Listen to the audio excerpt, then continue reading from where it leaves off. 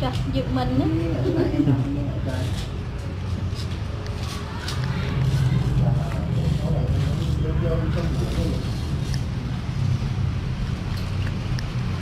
Này là đang làm Con thú. ăn thú cho vẹt chơi nha.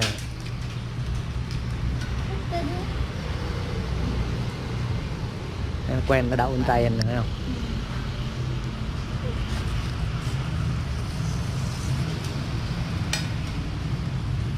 Làm con gì trước đây? Con gì?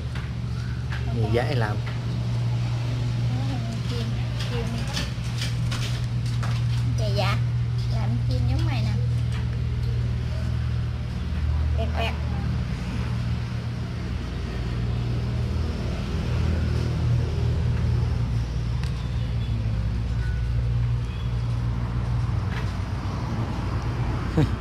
Gặm rồi. Hấp.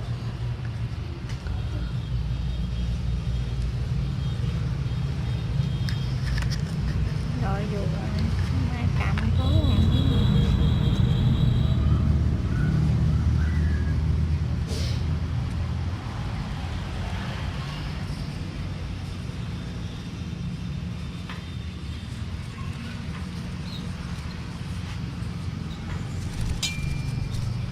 Quên lấy cái kéo.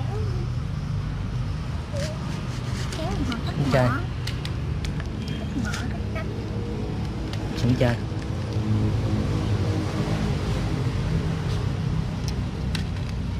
Nhiều lấy mẹ cái kéo vậy.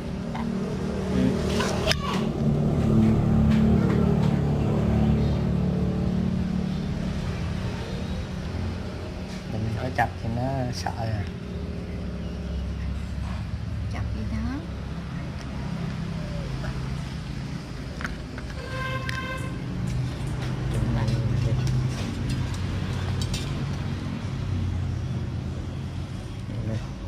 Em thết chơi đi.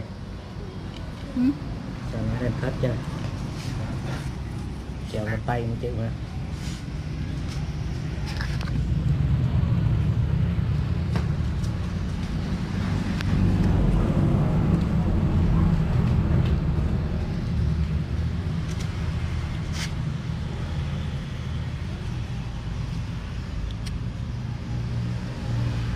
Lá dừa này nó khô quá nó cũng khó làm. Chạy đâu, chạy đâu, chạy đâu. Chạy đâu, chạy đâu. Chạy đâu. Chạy đâu. Chỉ ta chối rồi. Chạy hả?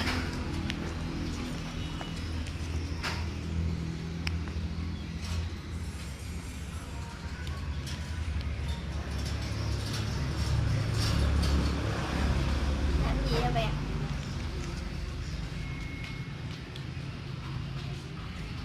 Chỉ có làm gì này đâu mà mày chối rồi kìa.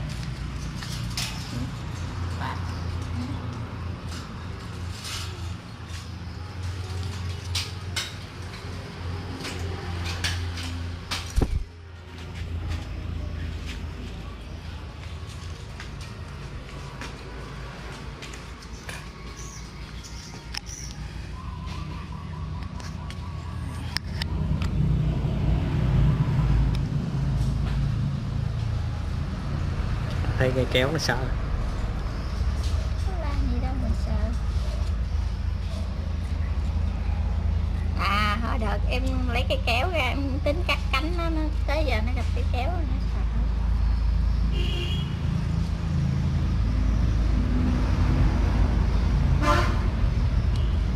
Đây là làm tới bước gì đây? Còn gì đây? Đại thôi, con gì hết trơn. Như lộn mà.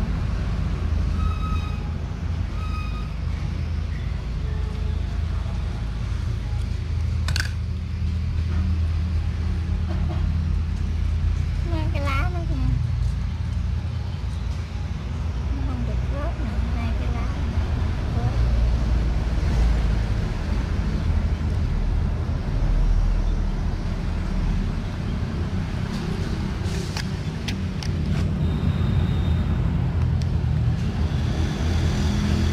Cho nó cạp ra, nó cạp ra. Cho nó cạp đây. Cho nó cạp ra.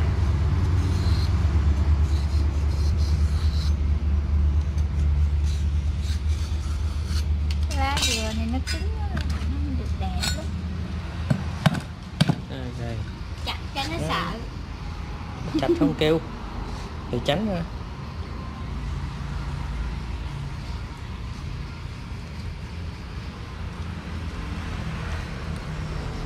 Giờ nó đòi cạp rồi. Cạp à? Cạp ơi, cạp ơi, cạp ơi.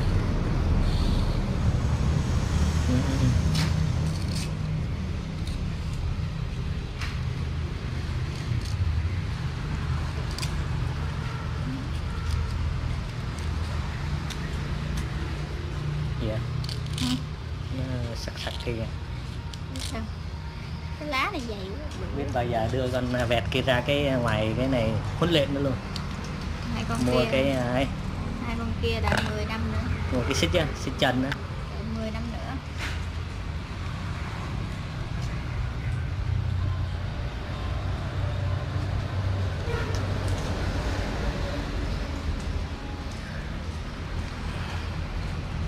Kìa kìa nó nghiêng cái mặt kìa. Cạp à? Cho nó cầm chơi luôn. Đó cho nó chơi đi, để về đầu nữa. Nè. Nè. Nè. Hai cái lá này, cái lá dừa này nó khô quá à, nó không đẹp bằng cái lá dừa hôm bữa. Để đẹp vô này, đẹp vô này. Chạy chạy. Sợ gì? Nè. Đó, cáp Cạp. đấy. Nè. Nó giống mày nè. Cáp đấy. Nè.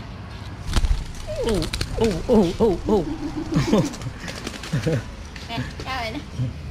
Đó. Nghỉ chơi. Nè. Nè. Này. Làm cái khác hả? Lá đi. Con gì? Cái Cái vừa rồi là con gì? chim mà cái lá này nó cứng quá nó không có ra thành con chim giống bữa mấy cái củ bữa hay gì không? Này là cái con gì ấy chứ, con chim gì? Con chim hôm bữa đẹp lắm.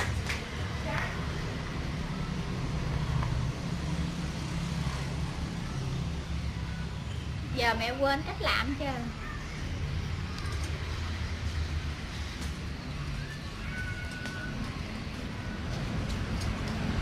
Kìa kìa, đây nè con chim hôm bữa nè.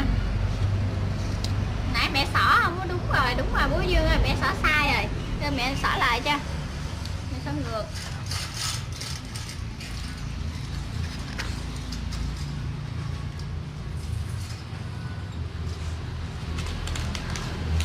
Gắn ngược luôn. Nè, con chim hôm bữa làm nè. Gắn ngược cái cây nè. Rồi sao? Giờ sửa lại làm lại con khác chứ sao. Nè, cho mày nè quẹt.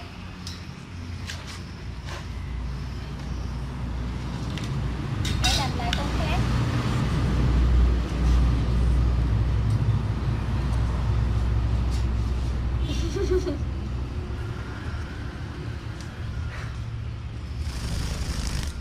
Làm vậy? Khít cái gì? Làm cho đẹp. Đẹp ơi là đẹp. Vậy chị làm lại con khác cho nó giống mày á.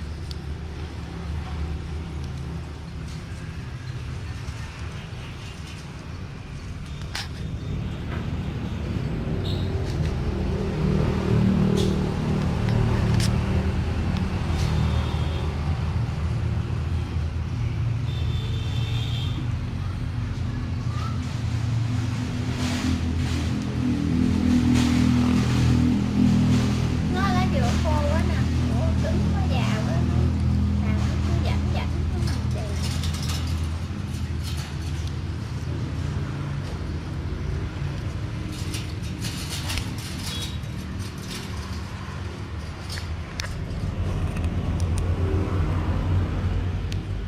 Đây là con gì đây? Chim á. Làm lại con chim á để coi.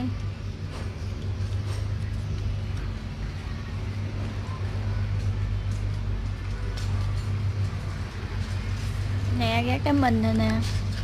Còn đưa cái đầu nữa.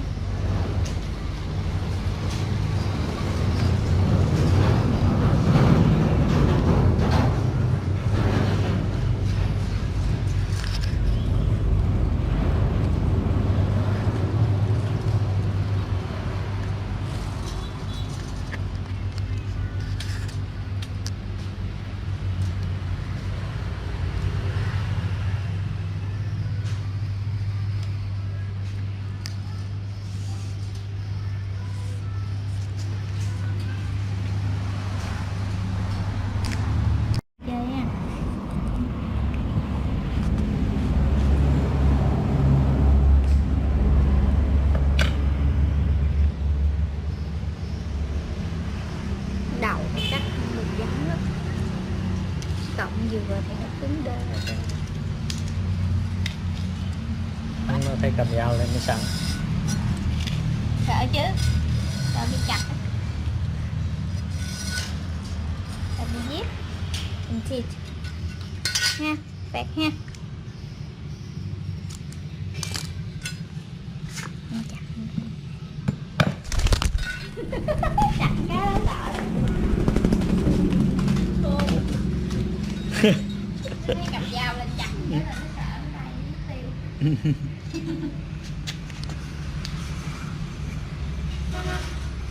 Ngon nha. Đây, xong một chút chim non. Để cành cao.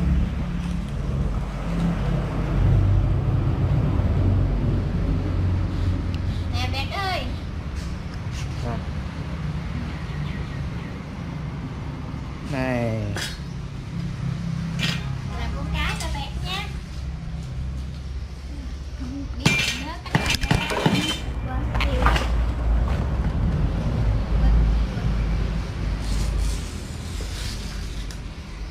Cái dừa này giòn lắm, khó làm.